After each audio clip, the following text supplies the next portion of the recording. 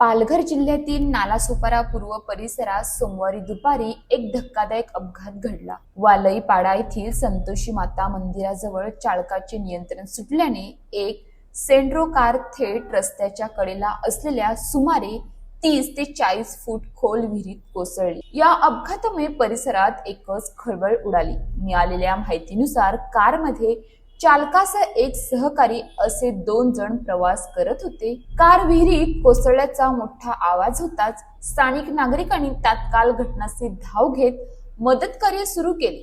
माजी नगरसेवक सचिन देसाई यांनी तात्काळ वसईविरार महानगरपालिकेच्या अग्निशमन दलाशी संपर्क साधून मदत मागवली। घटनास्थळी पोहोचलेल्या अग्निशमन दलाच्या जवानांनी अतिशय वेगाने आणि कौशल्याने बचाव कार्य हाती घेतले।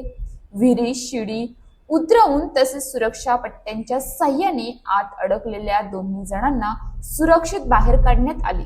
या अपघातात दोघेही जखमी झाले असून त्यांना तातडीने जवळच्या रुग्णालयात दाखल करण्यात आले आहे। सध्या त्यांची प्रकृती स्थिर असल्याची प्राथमिक माहिती मिळत आहे। विशेष म्हणजे सध्या उन्हाचे दिवस असल्याने विहिरीतील पाण्याची पातळी अत्यंत कमी होते, त्यामुळे कार पूर्णपणे पाण्यात बुडाली नाही आणि मोठी जीवितहानी टळली। अन्यथा हा अपघात गंभीर स्वरूप धारण करू शकला असता, अशी प्रतिक्रिया स्थानिक नागरिकांनी व्यक्त केली। दरम्यान अशा प्रकारच्या घटना अलीकडे वाढत असल्याने प्रशासनाने उघड्या विहिरींना योग्य संरक्षण, कुंपण किंवा झाकण घालण्याची गरज अधोरेखित झाली आहे।